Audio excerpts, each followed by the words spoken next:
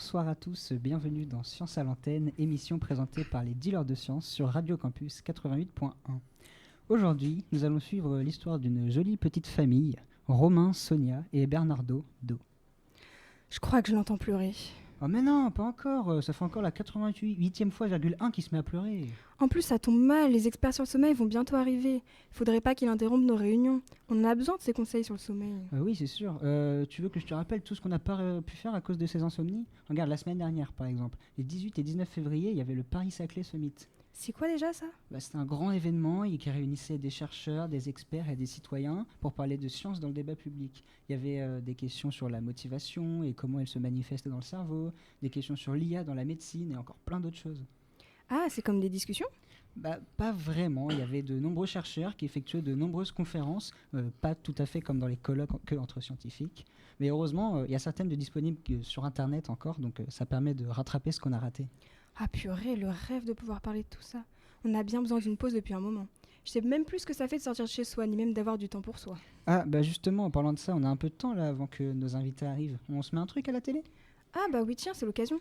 Par contre, c'est l'heure où il y a toutes les émissions de télé-réalité, et ça c'est non, j'ai pas l'énergie d'écouter les plaintes de Sabrina, parce que Camille a volé son shampoing. Attends, je vais regarder le programme. Alors, on a le choix entre le débat municipal, non, j'irai dormir chez vous. Oh non, pas la force de me déplacer, c'est ici que je veux dormir. Ah, sinon, il y a un reportage qui parle d'histoire et de sommeil. Apparemment, il y a une chercheuse qui s'appelle Violaine Giacomoto, et elle est interviewée par deux gars qui font vraiment du bon boulot pour une fois. Intéressant, je partirais bien sur ça, moi. Hâte de savoir ce qu'elle a à nous apprendre. Bonjour Violaine Giacomoto. Vous êtes maître de conférence à l'université Bordeaux-Montaigne depuis 2005. Vos recherches portent sur la vulgarisation et la circulation des savoirs de la nature à la Renaissance, philosophie, histoire naturelle, mais aussi médecine. Vous êtes à la tête du centre Montaigne de l'université de Bordeaux-Montaigne et responsable de l'équipe Passage, Patrimoine, Humanité de l'université de recherche plurielle. De l'unité de recherche plurielle. Enfin, vous avez participé à la création du master Histoire, Philosophie et Médiation des Sciences, l'ancêtre direct de notre formation. Merci pour ça et merci d'avoir accepté notre invitation pour cette émission consacrée au sommeil. Pour commencer, pouvez-vous nous résumer rapidement les grands axes de vos travaux de recherche ? Et pour éclairer nos auditeurs, pourriez-vous nous rappeler rapidement comment situer la période de la Renaissance ? Alors, bonsoir à tous. Et alors, je vais prendre la question dans le sens inverse. Donc, la Renaissance, c'est en France essentiellement le XVIe siècle, mais c'est une période un peu difficile à définir. Ça commence en Italie vers le XIVe siècle, voilà. Et ça se poursuit jusqu'au tout début du XVIIe. Mais en gros, en France, la période qu'on appelle la Renaissance, c'est celle du XVIe siècle. Alors, moi, pour cette période-là, je m'intéresse à la question de la diffusion des savoirs scientifiques. Évidemment, une des grandes dates repères de la Renaissance, c'est l'invention de l'imprimerie, le passage au livre imprimé. Et mon sujet d'étude, c'est surtout le livre scientifique, la diffusion des idées à travers le livre imprimé et les formes de vulgarisation, effectivement, de mise en français et de simplification des savoirs. Oui, donc nous allons maintenant passer à des questions plus axées sur vos recherches. Donc, dans vos travaux, vous citez 3 pratiques de partage de la science à la Renaissance, la diffusion des savoirs, leur simplification et leur vernacularisation. À l'époque, la science se diffuse-t-elle dans un circuit fermé ou au contraire, y a-t-il une véritable volonté de partager les savoirs ? Alors, il y a une vraie transformation qui se produit à cette époque-là, à cause évidemment de l'invention de l'imprimerie qui facilite la diffusion du livre et qui abaisse les coûts, mais aussi parce que c'est une forme d'idéal des humanistes, de partager le savoir et d'éduquer une large population, ça serait beaucoup dire parce que peu de gens savent lire, mais il y a quand même en fait une sorte d'utopie de l'éducation. Et dans ce contexte-là, effectivement, la circulation des savoirs s'accroît par 3 moyens qui sont différents mais complémentaires. La circulation par le livre, qui est beaucoup moins cher, et qui devient aussi un livre plus pédagogique, illustré, mieux présenté. Enfin voilà, anecdotiquement, c'est là qu'on voit apparaître tout l'appareil critique qu'on utilise aujourd'hui dans nos livres universitaires, la note de bas de page, etc. Mais il y a aussi un effort de simplification et de mise à disposition des savoirs pour un public moins lettré. Donc la vulgarisation au sens d'aujourd'hui. Et puis ce que je distingue en la nommant vernacularisation, parce que c'est l'écriture en langue vernaculaire, par rapport à un savoir qui s'exprimait surtout en latin, on se met aussi à écrire en français. Alors tout ne va pas forcément ensemble, on peut mettre en vernaculaire sans simplifier, mais très souvent ça va ensemble. On publie en langue française et en simplifiant, parce qu'on s'adresse à un lectorat qui n'est pas le lectorat des savants qui lit en latin. Et du coup, ces disciplines qui sont vulgarisées, on se doute que ce n'est pas toutes les disciplines au même moment. Quelles sont à l'époque les disciplines les plus vulgarisées Alors, ça dépend si on utilise vulgariser au sens simplifié et mise en français, mais enfin, ça va un peu ensemble. C'est difficile à dire, hein, mais je dirais quand même que les disciplines les plus nettement diffusées, c'est la médecine et l'astronomie, parce qu'en fait, ce sont les deux disciplines qui intéressent le plus la connaissance du corps humain et la connaissance des astres, parce que la connaissance du monde en général, mais la connaissance des astres rapproche aussi de la connaissance de Dieu dans une société chrétienne. Donc, c'est deux disciplines qui donnent lieu vraiment et à un mouvement de traduction, on traduit les textes anciens, par exemple les médecins, hein, mais aussi vraiment un mouvement de vulgarisation au sens où on l'entend aujourd'hui, c'est-à-dire des livres mis à disposition de gens qui sont, par exemple en astronomie, qui ne sont pas forcément des mathématiciens, voilà, et donc avec vraiment la volonté aussi d'éduquer la population. Alors, il y a déjà des préfaces qui expliquent que les petits Français sont très nuls en maths. Donc, c'est vraiment une vieille histoire, et qu'il est temps de faire quelque chose pour hausser le niveau mathématique des Français. Voilà, mais bon. Est-ce que vous pourriez nous parler de l'état de la médecine au XVIe siècle, donc dans ses différentes branches, notamment sur l'hygiène, les conseils sur la nourriture et bien évidemment sur le sommeil? Alors oui, parce que ça c'est un sujet qui me tient à cœur, parce qu'il y a beaucoup d'idées reçues qui circulent sur la médecine de la Renaissance. Enfin, Molière a fait beaucoup de mal à l'histoire de la médecine avec ces médecins qui ne savent que purger et saigner et qui tuent les malades. On a déjà une médecine qui est très organisée, très structurée, avec une médecine universitaire et des médecins de ville. Et des types d'ouvrages avec des branches de la médecine qui sont développées. En particulier, le XVIe siècle est un très grand siècle d'anatomie. Et contrairement à la légende, on dissèque, et on dissèque beaucoup, donc il y a une vraie connaissance du corps. Il y a évidemment beaucoup de traités de pathologie. On est en pleine épidémie de peste encore, mais il y a aussi l'arrivée de la syphilis, donc les grandes épidémies, et puis toutes les maladies ordinaires. Donc tous les livres de pharmacopée, organisés autour de la médecine par les plantes. Et puis une branche qui est méconnue aujourd'hui, et qu'on gagnerait à connaître, parce que vous allez voir qu'on n'a rien inventé, qui est donc en fait ce qu'on appelle l'hygiène au sens large, ou la diététique au sens large.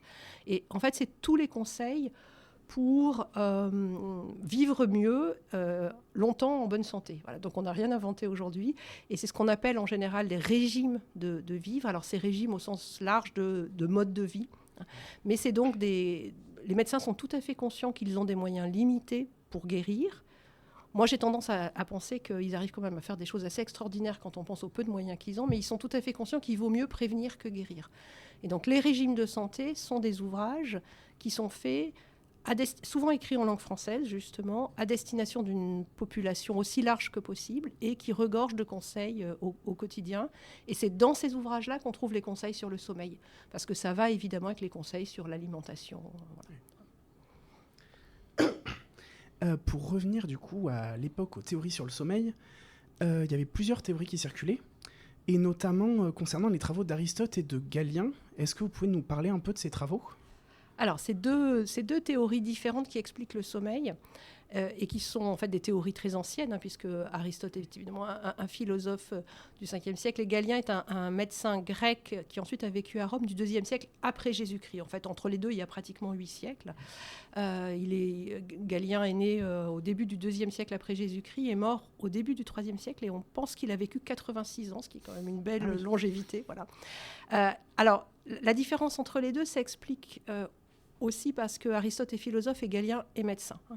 Mais les deux théories sont en concurrence au XVIe siècle, sachant que ces deux auteurs ont laissé chacun des corpus de textes absolument colossaux. Donc tout l'enseignement universitaire au XVIe siècle repose encore sur la lecture d'Aristote, et l'enseignement médical repose en grande partie sur la lecture de Galien, qui a laissé un nombre de textes absolument colossaux.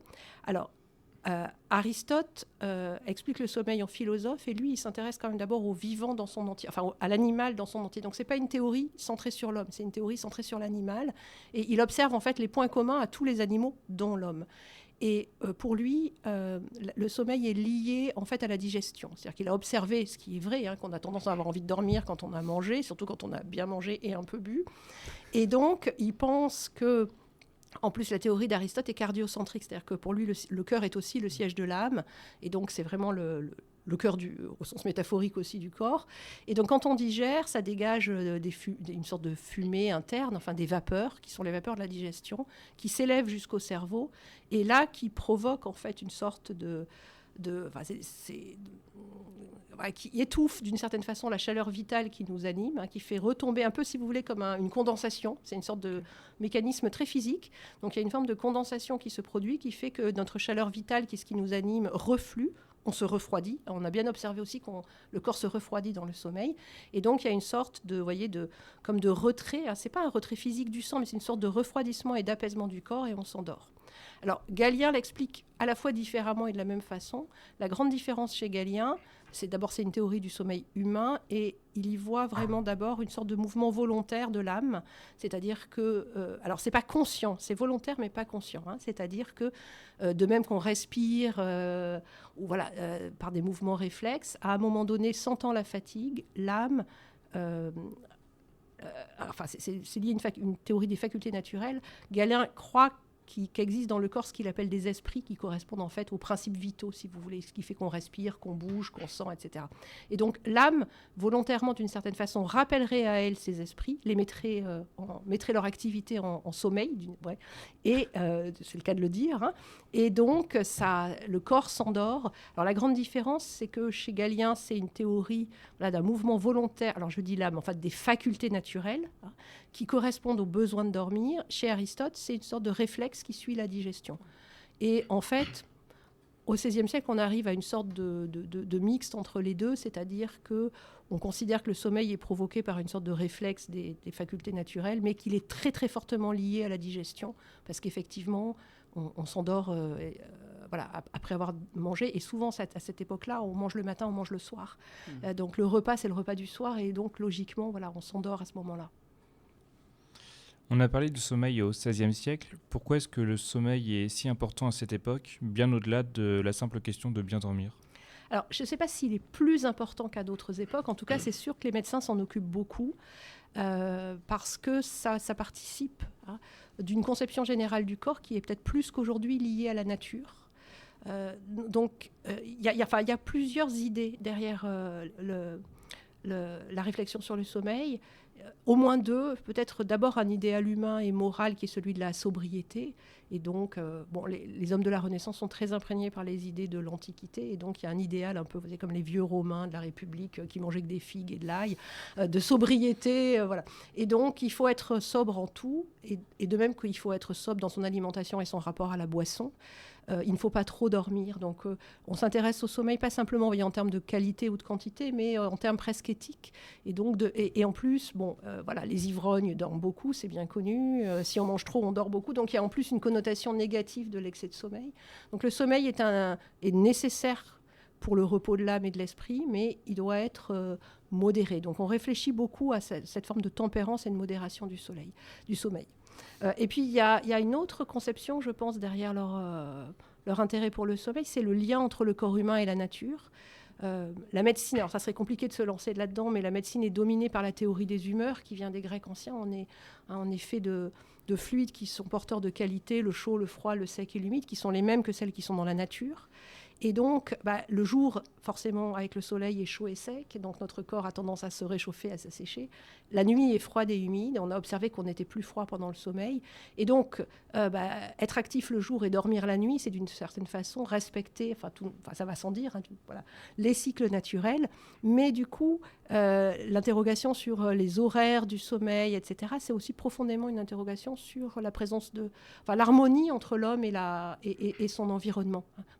Et donc, il y a à la fois une dimension morale, éthique. Trop dormir, c'est céder à l'excès. Donc, l'excès est toujours condamnable, il faut tenir l'équilibre. Mais il y a aussi un souci écologique au sens fort du fait de vivre en harmonie avec le monde qui nous entoure. Il ne faut pas oublier aussi qu'on vit dans un monde où il n'y a pas d'électricité, où il n'y a pas l'éclairage naturel est faible. Donc, l'intérêt pour les rythmes diurnes et de sommeil, c'est aussi, même du point de vue du travail, un respect aussi des moments où on peut veiller, où on peut dormir, tout simplement. Et du coup, vous parliez donc de rythme du sommeil et sur un plus large... À l'échelle plus large, du coup, on a aussi un cycle entre vie et mort. Est-ce que du coup, là, il y a un lien assez fort entre la mort et le sommeil ? Comment est-ce que vous expliquez ça ? Et quel est ce lien ? Ça, c'est très intéressant et c'est très différent, par exemple, de ce que je viens d'expliquer sur les rythmes naturels, parce qu'en fait, le sommeil suscite une forme de trouble les médecins comme les philosophes, et tout le monde a bien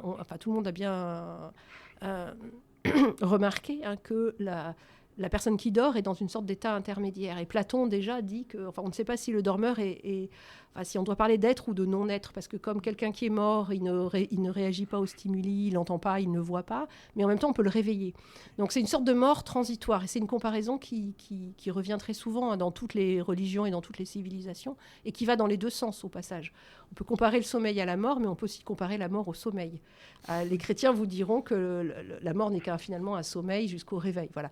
Donc il y a une analogie très forte et qu'on retrouve dans énormément de philosophie, et dès Platon, Aristote ou Lucrèce dans l'Antiquité. Et Aristote dit que c'est une sorte de seuil entre les deux, c'est une sorte d'état intermédiaire. Et je pense que cette comparaison vient beaucoup du fait qu'on s'interroge, on donne pas ce nom, on n'utilise pas ce terme, mais on s'interroge aux états de semi-conscience ou d'inconscience. Voilà.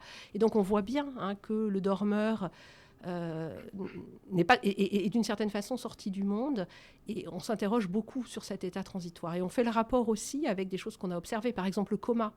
Le coma est une forme de sommeil accentué dont on ne peut pas réveiller la personne, vous voyez, donc c'est une étape intermédiaire. Donc en fait il y a toute une gradation du sommeil léger à la mort qui passe par un sommeil normal, et puis aussi on a observé, je sais pas, des évanouissements, les épileptiques, tout un état en fait d'inconscience pathologique qu'on rapproche ou qu'on compare au sommeil. Donc c'est à la fois cette idée, vous voyez, de parallèle, et aussi cette idée de seuil. L'idée qu'avec le sommeil, on s'approche un peu de la mort. La seule différence, c'est qu'on en revient. Voilà, puis on observe les gens qui meurent dans leur sommeil. Enfin voilà, il y a tout un ensemble de parallèles, mais je crois que la clé de ça, c'est quand même une interrogation sur la notion de conscience. C'est jamais dit comme ça, le terme est anachronique. Avec le sens qu'on lui donne aujourd'hui, il est anachronique, mais c'est ça le fond de la question. Et du coup, si vous me permettez, est-ce qu'il y a une petite peur du sommeil, si c'est lié à la mort, ou pas du tout? Non, ça, je ne crois pas qu'il y ait de peur du sommeil. Il est vraiment senti comme absolument nécessaire, en fait, tant que c'est un sommeil en bonne santé. Ouais. Ok. Pour revenir un peu, se réancrer dans notre quotidien à nous, moi je suis allé sur le site d'Amélie, donc de l'assurance maladie, où on retrouve quelques conseils pour préparer son sommeil, pour bien préparer son sommeil, et parmi eux on peut citer par exemple d'éviter la prise d'excitants en fin de journée, donc par exemple le café ou le café, d'éviter l'alcool ou les stupéfiants, de préférer un repas léger mais de se coucher sans avoir faim, de faire de l'exercice physique, idéalement d'en faire avant 17h, de favoriser des activités relaxantes, etc. Mais aussi d'éviter les écrans, même si ça je pense que c'est pas vraiment dans les préoccupations à la Renaissance.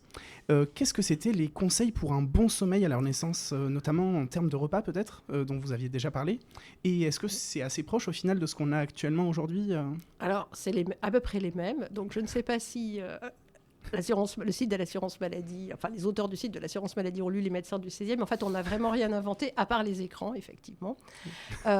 Les conseils sont grosso modo les mêmes. Alors en fait, l'idée, c'est que comme c'est la digestion qui provoque le sommeil, il y a énormément évidemment de conseils autour de la question de l'alimentation et aussi de la digestion. Donc on conseille surtout de ne pas jeûner, parce que pour pouvoir dormir, il faut digérer. Donc il faut quand même manger, pas trop, mais il faut quand même bien manger. Je pense qu'à la différence d'aujourd'hui, on préconise moins de manger léger. Il ne faut pas manger trop lourd, mais il faut bien manger pour assurer une bonne digestion. Et on n'a pas peur de conseiller de manger quand même des choses qui embrument un peu le cerveau, y compris de l'alcool, pas trop, puis pas aux enfants, pas si on est déjà un peu léthargique, voilà. Mais en tout cas, faire un bon repas et alors effectivement, éviter les excitants, ça on le connaît, favoriser les plantes ou les aliments qui ont tendance à lénifier, à apaiser, mais aussi à refroidir. Donc par exemple la salade, voilà, qui est considérée comme quelque chose qui refroidit. Après, on conseille de ne pas se coucher tout de suite.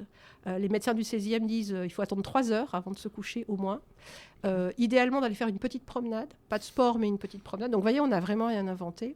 Alors après, il y a des choses très concrètes. Par exemple, se coucher sur le côté droit, parce que ça va favoriser la chaleur du foie et la montée de ces fameuses vapeurs. Voilà. Et puis au bout de quelques heures, par contre, se retourner, changer de côté.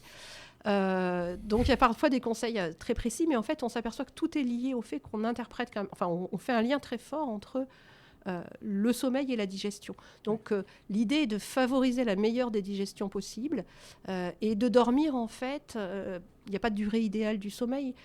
On essaie de conseiller de ne pas dormir trop longtemps, mais les médecins disent qu'il faut faire attention à ce qu'on est. C'est-à-dire qu'il y a des gens qui digèrent plus vite que d'autres, et en fait, le temps du sommeil va être lié à la qualité de la digestion essentiellement. Voilà.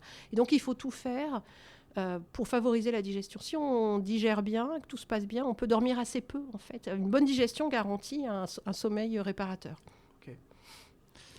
Donc une autre question, à l'époque de la Renaissance, est-ce qu'il y avait des théories pour expliquer le rêve et le somnambulisme par exemple ? Oui, alors ça intéresse beaucoup parce qu'en fait, ça recoupe un peu la question sur la mort, sur ces états de conscience et de demi-conscience. Alors là aussi, la digestion intervient pour la question du rêve. Alors on a observé que, Aristote dit que, évidemment, quand on dort, les sens extérieurs, l'ouïe, le toucher, etc., sont liés, c'est le terme qu'il utilise, c'est en fait comme ligotés. Et donc on ne peut pas utiliser nos sens extérieurs. Par contre, ce qu'on appelle les sens intérieurs, et en particulier les facultés de l'âme, la mémoire et l'imagination, continuent à fonctionner. Le problème, c'est qu'en fait, elles sont plus contrôlées par la conscience. Encore une fois, le terme est anachronique, et surtout par le rapport au monde extérieur.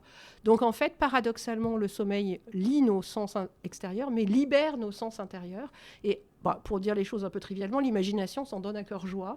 Voilà. En plus, c'est vraiment l'imagination, c'est un sujet extrêmement intéressant. Si vous voulez faire une émission un jour là-dessus, je vous le conseille, parce qu'à cette époque-là, c'est pas l'imagination au sens d'aujourd'hui, c'est vraiment un ressort essentiel de la pensée. C'est-à-dire qu'en fait, la mémoire nous propose des images et sur ces images, on crée des concepts. Le problème, c'est que la mémoire peut aussi nous proposer des images qui n'existent pas, voire forger des images. Donc, c'est à la fois un ressort essentiel et un ressort dangereux de la pensée. Et comme les fameuses vapeurs montent au cerveau, ça a tendance en plus à créer des visions. C'est aussi comme ça c'est aussi des mécanismes qui sont à l'œuvre dans les théories de la mélancolie ancienne, où on peut avoir des hallucinations. Et donc, en fait, entre le fait que l'imagination est libérée et que la digestion peut perturber notre activité cérébrale, en fait, on voit des images. Alors après, la question du somnambulisme, on a du mal à savoir si c'est lié à un degré de sommeil ou à un état pathologique de sommeil. C'est-à-dire qu'on constate en fait que le sommeil n'arrive pas tout à fait à ligoter les sens extérieurs et on garde la capacité de se mouvoir. Mais ce que les médecins ont observé, et ce qui est très intéressant, c'est que ça désinhibe.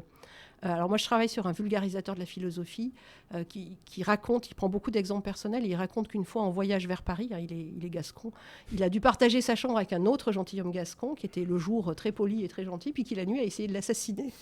Parce que en fait, il était en proie, il était désinhibé la nuit. Il raconte l'histoire d'une autre personne qui ne savait pas nager, qui avait peur de l'eau, et qui, en fait, dès qu'elle s'endormait, allait se jeter à l'eau et gagner les Jeux Olympiques de natation. Et donc, il constate, en fait, que quand on dort, parce que, justement, on n'a pas le contrôle cérébral, en fait, on fait des choses, les somnambules font des choses qu'on ne fait pas quand on veille. Voilà. Et donc, c'est expliqué par le fait que ces sens internes sont maintenus en activité, mais qu'on n'a pas de fonctionnement, on n'a pas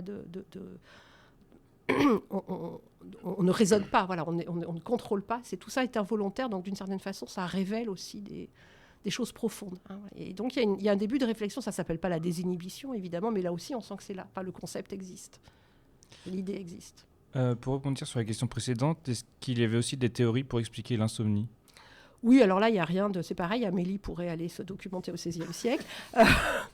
Si on a vraiment trop mangé, trop bu ou jeûné, mais surtout, en fait, l'insomnie est expliquée par des facteurs psychologiques. Le stress, alors ça ne s'appelle pas le stress, mais l'angoisse, l'inquiétude. On vous dit les émotions trop fortes ont tendance à réveiller. Et puis alors, quelque chose auquel on pense moins aujourd'hui, mais qui était très fréquent au XVIe siècle, la douleur. Évidemment, nous, on est moins...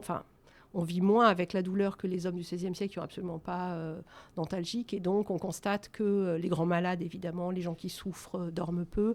On s'est aperçu aussi qu'il y a évidemment un régime d'insomnie lié à l'âge.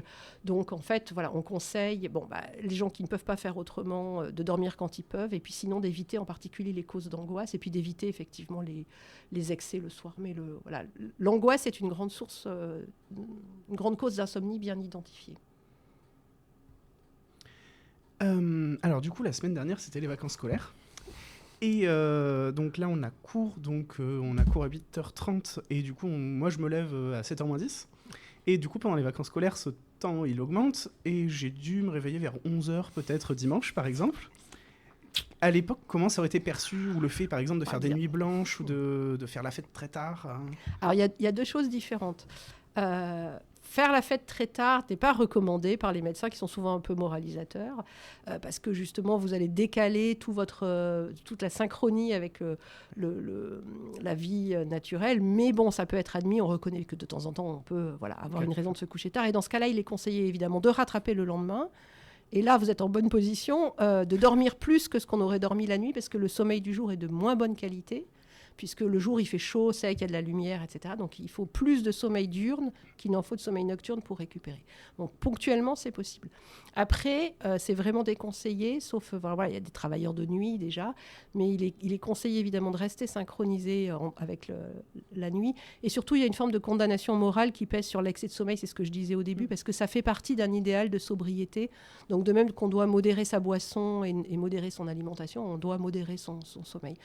Les médecins recommandent souvent de consacrer un tiers, mais c'est quand même assez long, voire un quart. Donc on est finalement dans les données d'aujourd'hui, entre 6 et 8 heures, avec probablement, ça c'est plus difficile à percevoir, des modulations en fonction des saisons. C'est-à-dire qu'il est admis de plus dormir en hiver, parce que de toute façon il fait nuit, alors que évidemment le jour... Donc il y a cette idée aussi d'un sommeil qui se synchronise sur les saisons.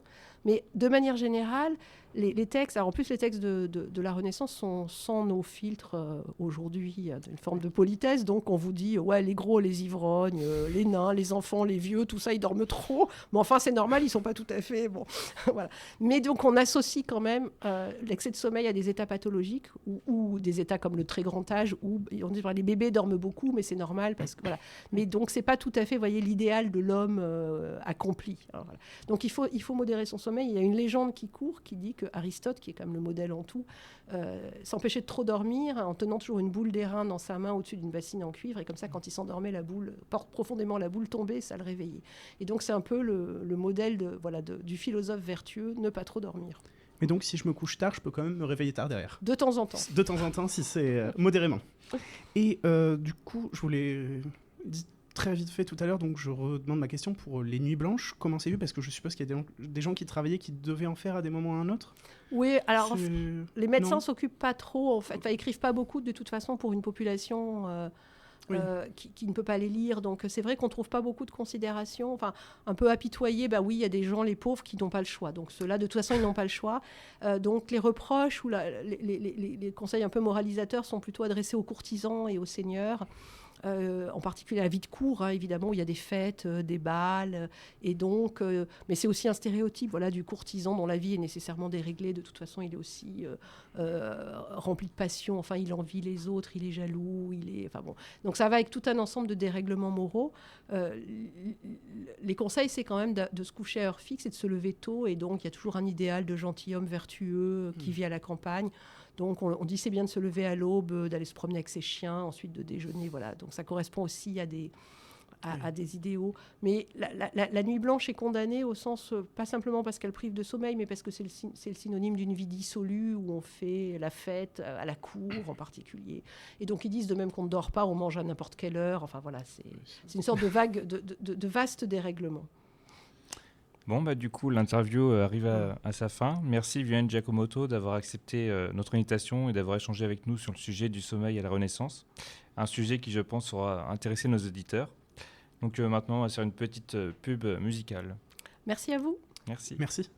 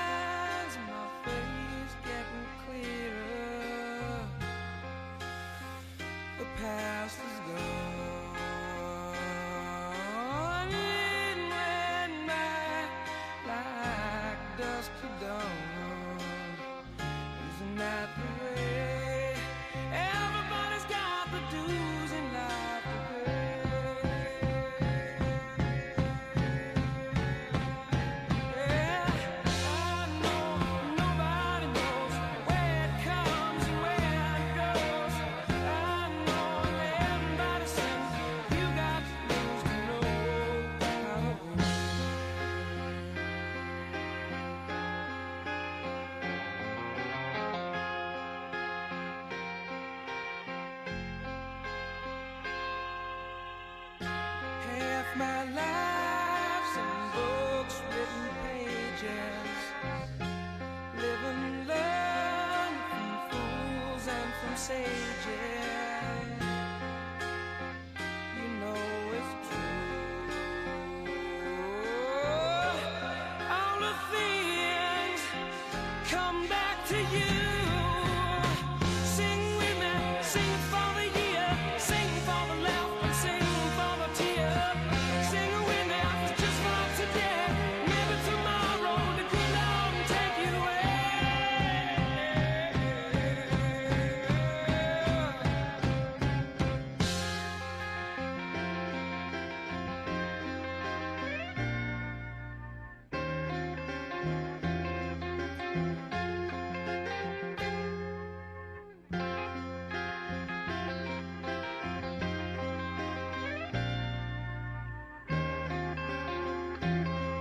Yeah, sing with me, sing for the year, sing for the laugh and sing for the tear. Sing with me, just for today. Maybe tomorrow the good Lord will take you away.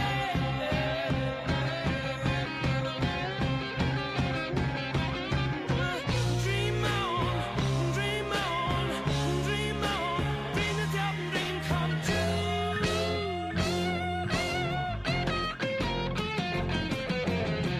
Dream on, dream on, dream on, dream until your dream come true.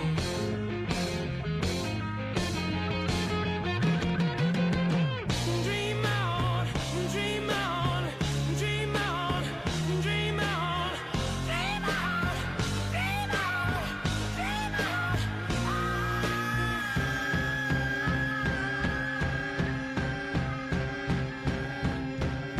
Sing with me, sing for the year, sing for the laugh and sing for the tear.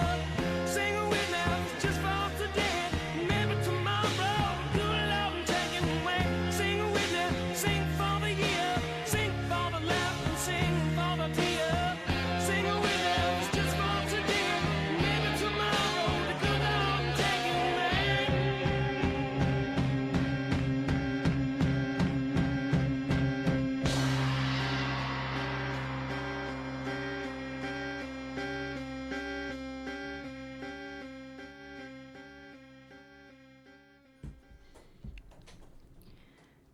J'adore Dream On de Aerosmith. Bon, c'était super intéressant, mais je crois que nos premiers invités arrivent. Attends, mais la personne qui vient en premier, mais c'était qui? Alors déjà, c'est pas Loli, c'est pas Lolo, c'est pas Lola. C'est Margot, elle vient nous parler du fonctionnement du sommeil et ses différentes phases. Ah, ça peut être cool, ça, si ça peut aider Bernardo à être en phase avec son sommeil, parce que pour l'instant, il n'en a qu'une de phase, c'est l'éveil. Oui, bon, je crois qu'elle nous attend, je vais lui ouvrir. Bonjour, je suis la docteure Margot Lee. Enchantée, c'est donc vous qui allez nous parler de la chimie du sommeil, notamment de la molécule de mélatonine, c'est ça? Oui, exactement. C'est la plus connue qui s'occupe de votre sommeil. Mais elle travaille pas toute seule. Toute une organisation se met en place avant même que vous fermiez les yeux. Je pensais pas qu'il y avait autant de facteurs à prendre en compte. Eh bien si, le sommeil n'est pas tout simplement un bouton off ou une période d'inactivité, c'est un processus biologique ultra complexe, une sorte de maintenance nocturne où votre cerveau et votre corps passent en mode optimisation. Et donc au moment du sommeil, tout ce petit monde s'active? Exactement. La mélatonine intervient pour initier l'endormissement. À ce moment-là, avec l'adénosine, il déclenche les processus homéostatiques et biologiques. C'est quoi l'adéno machin chose? Adénosine. Elle fonctionne comme une batterie mais inversée. Elle déclenche la fatigue. Plus vous restez éveillé, plus elle prend de la place, elle s'accumule dans votre cerveau, qui finit par demander une pause pour évacuer ce surplus. Et attention, le café ne vous réveille pas vraiment. Il se contente de mettre des bouchons d'oreille à vos récepteurs que donne l'adénosine pour ne plus entendre l'adénosine crier dodo. Mais elle est toujours là et elle attend son heure. C'est un emprunt à la banque. Le café bloque les portes, mais l'adénosine continue de s'accumuler dans le couloir. Quand l'effet du café se dissipe, toutes les molécules d'adénosine rentrent d'un coup. C'est le fameux coup de barre de 16 heures et vous avez l'impression d'avoir été percuté par un bus de nuit. Et moi qui adore prendre mon petit expresso. Et la mélatonine, elle fonctionne comment? Elle se déclenche grâce à l'horloge circadienne ou horloge biologique, située dans l'hypothalamus, qui synchronise votre corps sur environ 24 heures. Elle réagit à la lumière, donc quand le soleil décline, elle ordonne à la glande pinéale de transformer la sérotonine, issue d'acides aminés, en mélatonine, l'hormone de l'obscurité, ce qui signale à votre corps qu'il est temps de ralentir. Ah, c'est vachement bien fait, en effet. Par contre, ce qui est compliqué, c'est le téléphone, car votre cerveau voit la lumière bleue de l'écran et se dit « Tiens, il fait beau, c'est reparti pour un tour !» Et il bloque la production de mélatonine, et du coup, vous sabotez votre propre usine chimique. Mais la mélatonine ne travaille pas seule, vous nous avez dit. Non, en effet, il y a plusieurs phases dans le sommeil et des collègues chimiques différents interviennent à chaque fois. Et pendant toute la période où vous dormez, dans votre corps, rien ne dort jamais en fait. Les fameux cycles du sommeil. Oui, une nuit se compose de 4 à 6 cycles de 90 minutes environ. Chaque cycle est une succession de phases bien précises. D'abord, juste après l'endormissement, lors du sommeil léger, le neurotransmetteur inhibiteur GABA calme l'activité neuronale en abaissant le taux de cortisol, l'hormone du stress. GABA, c'est un peu le videur de nuit, quoi. Il baisse le son, il tamise les lumières et dit aux pensées stressantes Ah, vous rentrez pas ce soir. Le rythme cardiaque baisse et le cerveau se met en mode isolation, en bloquant les bruits extérieurs, aussi appelés fuseaux de sommeil. Et en parallèle, la température de votre corps doit baisser d'environ 1 degré pour valider l'entrée en sommeil. Et c'est pour ça qu'on sort instinctivement un pied sous la couette en plein milieu de nuit. C'est notre radiateur de secours. Votre corps cherche son thermostat et du coup essaye de se refroidir. Quand il fait trop chaud, GABA ne peut pas travailler correctement et le cerveau reste en alerte. Intéressant. Et les prochaines phases? Ensuite, c'est le sommeil profond pendant lequel le corps se répare et se prépare. C'est le système lymphatique qui gère. Il répare les tissus et les cellules et renforce le système immunitaire en abaissant le taux d'histamine. Et surtout, il nettoie les toxines cérébrales. Le système lymphatique, c'est littéralement la voirie. Pendant que vous dormez, les cellules de votre cerveau se rétractent pour laisser passer un liquide qui rince les déchets métaboliques. Donc, ne pas dormir assez, c'est comme faire une grève de ramassage d'ordures dans sa tête. Sans ce nettoyage, les toxines s'accumulent, ce qui explique pourquoi on a les idées si embrumées après une nuit blanche. On a littéralement le cerveau encrassé. C'est aussi pendant cette phase que se produit un pic de sécrétion d'hormones de croissance, sécrétées par l'hypophyse. C'est l'équipe leptine et gréline. Elle gère aussi la faim et la satiété. C'est pour ça qu'on a tendance à manger mal quand on est fatigué. Sans le sommeil profond, votre cerveau crie « énergie !» et il veut du sucre et du gras. C'est donc pour ça qu'on dit que les enfants doivent dormir davantage. Ils ont de la chance. Je tuerais aujourd'hui pour qu'on m'oblige à faire des siestes. Et après? Ah, c'est ma phase préférée, le sommeil paradoxal, aussi appelé REM, Rapid Eye Movement, par les experts. Pendant cette phase règne en maître l'acétylcholine. Quand vient son heure, il explose. Il favorise l'activité cérébrale intense, ce qui déclenche les rêves. C'est aussi là que la mémoire travaille le plus, et que s'opère la régulation émotionnelle. Il range les souvenirs de la journée, il décide ce qu'on garde dans le disque dur à long terme et ce qu'on jette à la corbeille. Les rêves bizarres, c'est juste le bruit de la machine à broyer les souvenirs inutiles. C'est le moment où la mémoire fait son marché. Elle scanne tout ce que vous avez appris aujourd'hui. Et si vous révisez un examen ou apprenez la guitare, c'est pendant cette phase, de sommeil paradoxal, que la compétence s'imprime pour de bon. Dormir, en fait, c'est littéralement réviser. Votre cerveau est aussi actif que votre cerveau est aussi actif que lorsque vous êtes réveillé, mais votre corps est paralysé pour éviter que vous ne mimiez vos rêves. C'est comme une sécurité, c'est pour éviter que vous sautiez par la fenêtre parce que vous avez rêvé que vous étiez un oiseau. Sauf pour les somnambules.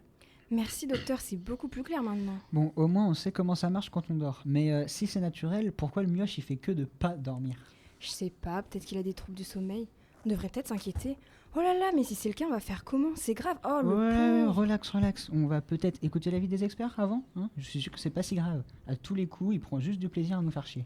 Bon, ok, je vais me calmer. Mais du coup, docteur Ulysse et docteur Lucille, vous pouvez nous dire quoi sur les troubles du sommeil?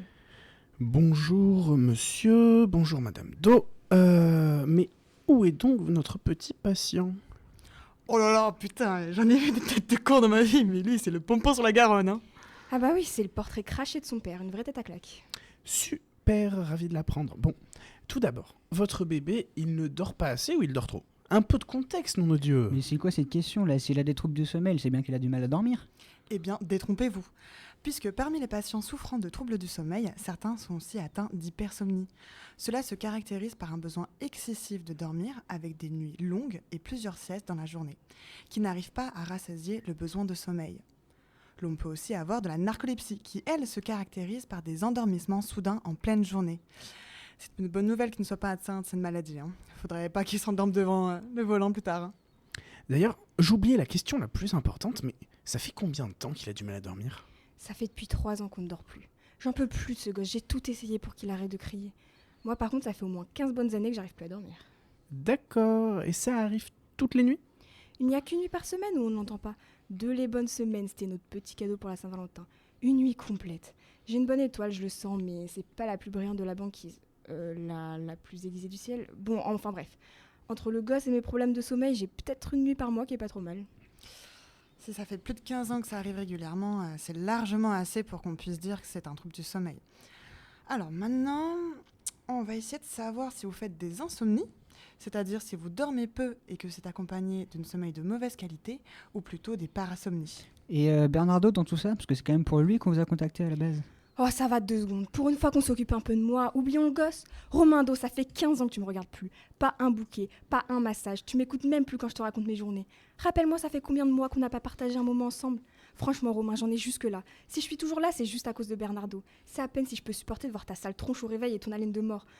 Bon, docteur, où en étions-nous? Ah oui, c'est quoi déjà une parasomnie? Moi, je vais aller faire un petit tour. Hein.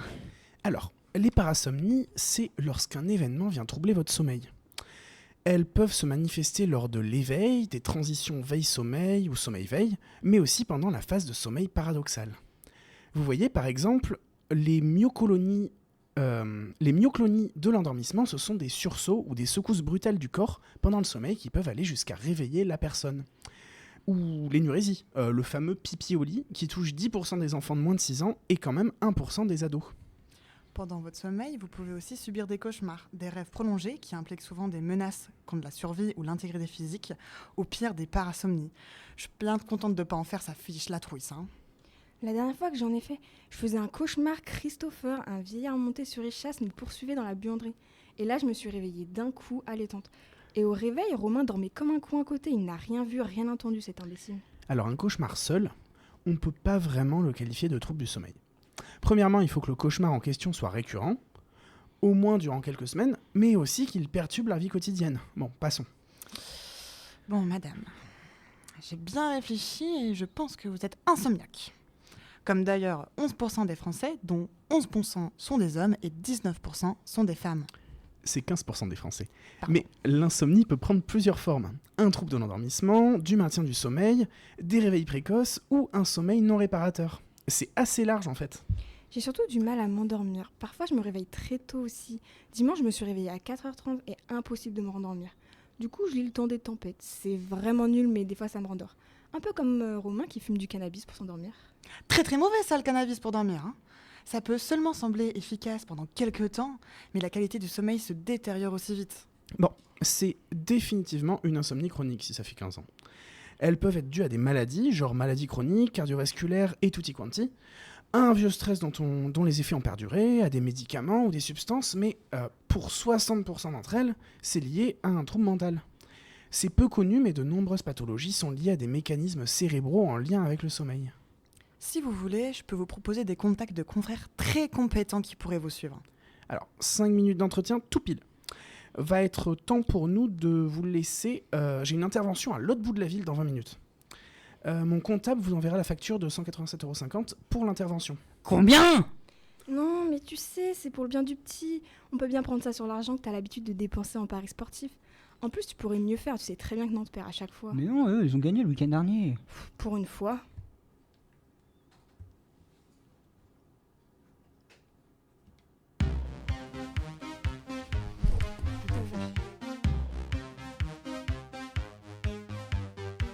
Sweet dreams are made of these. Who am I to disagree? I travel the world and the 7 seas.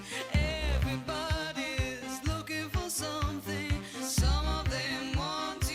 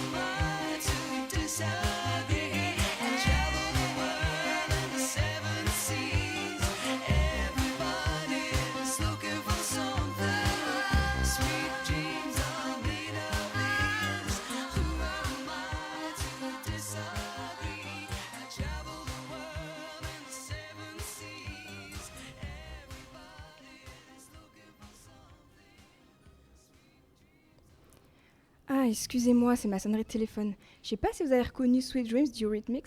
C'est Mélatonine qui appelle car elle est devant la porte, je vais la chercher. Tu tombes bien, mais là, on parlait des insomnies et ça, malheureusement, on connaît. Ah oui, je m'en serais bien passé. À qui le dis-tu? J'ai toujours été insomniaque et autant dire que depuis qu'on a le petit, ça s'arrange pas. Lui pense nous réveiller pour 10 minutes et pour moi, c'est une nuit entière de sommeil qui est foutue. D'ailleurs, je viens d'apprendre grâce à Ulysse et Lucille qu'on peut appeler ça un trouble du sommeil. Mais bon, j'ai pas attendu le diagnostic pour essayer de les régler. Mais depuis le temps que ça dure, il me semblait que tu avais réussi à gérer un peu mieux les problèmes de sommeil. Bien, disons que j'ai testé pas mal de techniques, effectivement. Heureusement que Mela est là pour qu'on puisse en discuter ensemble et s'entraider. On arrive toujours à se partager des techniques auxquelles l'autre n'avait pas pensé. Ah, c'est donc de ça que vous parlez dans vos soirées Girls Only, desquelles je suis strictement rejeté? Entre autres, mais comme je vois que la situation commence à impacter son sommeil, aussi, je l'ai invité pour qu'on discute ça tous ensemble. Tu vois que je peux être intentionnée des fois. Bon bah super, je vais voir si je peux en retirer quelques petites choses alors. Bon, mais là, puisque t'es déjà là, fais comme chez toi pour changer. Alors, bonjour d'abord, et puis je suis sûre que tu détestes pas tant que ça que je sois là, car tu sais que je suis de bons conseils. Bah faudrait encore que je puisse les écouter, ces conseils. Et oh, ça suffit tous les deux, on est justement là pour ça. Et puis, je vous rappelle, ne parlez pas trop fort, le petit s'est rendormi, et c'est assez rare pour le souligner. C'est vrai, pardon. En plus, le sujet est super important. Je sais pas toi, mais moi ce qui me saoule, c'est que les gens donnent souvent les mêmes conseils pour s'endormir rapidement.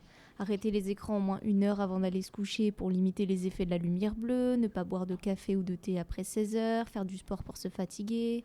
Faire des activités reposantes aussi, comme lire un livre ou faire du crochet. Exactement. Mais à part ça, il existe de petites techniques pour s'endormir. On avait parlé de laquelle la dernière fois déjà? La méthode du 4-7-8 ?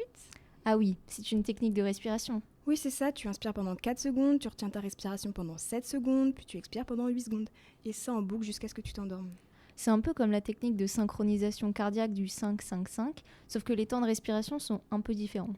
Moi, j'avais testé une méthode qui permet soi-disant de s'occuper assez le cerveau pour penser à autre chose sans non plus trop réfléchir. Ah bah ça va pour toi, ça doit pas être bien compliqué. Ah bah super, merci. Ça consiste à choisir un nombre élevé puis à retirer 3 du total, puis encore 3, etc. Donc par exemple, ça fait 127, 124, 121, etc. Mais ça marche pas du tout sur moi. Ça, c'est comme compter les moutons, c'est efficace que pour certains types de personnes. Et puis ça dépend aussi de la sévérité de l'insomnie.